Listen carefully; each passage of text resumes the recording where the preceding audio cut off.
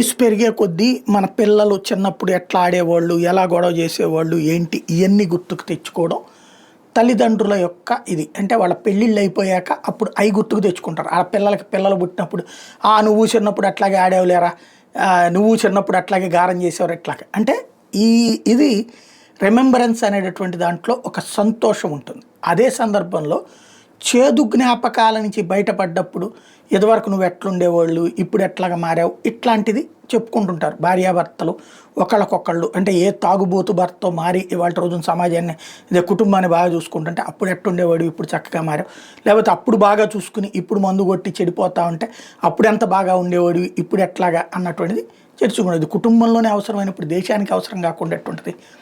స్వతంత్ర దినోత్సవం August 15 జరుపుకుందాం. December 1947లో August 15 స్వతంత్రం వచ్చినందుకు జరుపుకోవడంలో తప్పే లేదు, అవసరం. అట్ ద సేమ్ టైం దానికంటే ముందు ఈ దేశం 200 సంవత్సరాలు బానిసలుగా బ్రతికింది ఎవరి దగ్గర? బ్రిటనోడి దగ్గర. ఎందుకు? వాడి అరాచకాల కారణంగా. అది ఒక ఎత్తు అయితే స్వతంత్రం వచ్చే ముందు రోజున పాకిస్తాన్ స్వతంత్రం వచ్చింది. ఆ రోజున 20 లక్షల మంది భారతీయ పౌరులు, హిందూ పౌరులు ప్రాణాలు తీయబడ్డారు, ఊచకోత కోయబడ్డారు. ఆ విషయాన్ని మాత్రం మనకు చరిత్ర పుస్తకాల్లో రాయరు, తెలియనియరు. అది గుర్తు తెచ్చుకుంటే కదా ఆ స్వతంత్రపు విలువ తెలిసేది, లేకపోతే బ్రిటిష్ వాడు పెట్టిన బిచ్చంలాగా మిగిలిపోతుంది.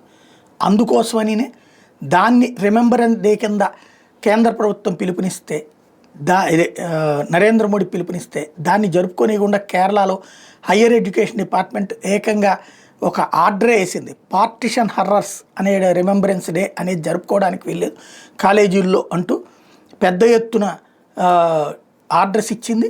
ఏబీవీపీ వాళ్ళు అక్కడ ఎక్కడన్నా కనుక అట్లాంటి రిమెంబరెన్స్ డే జరుపుతుంటుంటే వాళ్ళ మీద ఎస్ఎఫ్ఐ వాళ్ళు దాడులకు దిగినటువంటి సంఘటనలు కేరళలో చోటు చేసుకున్నాయి.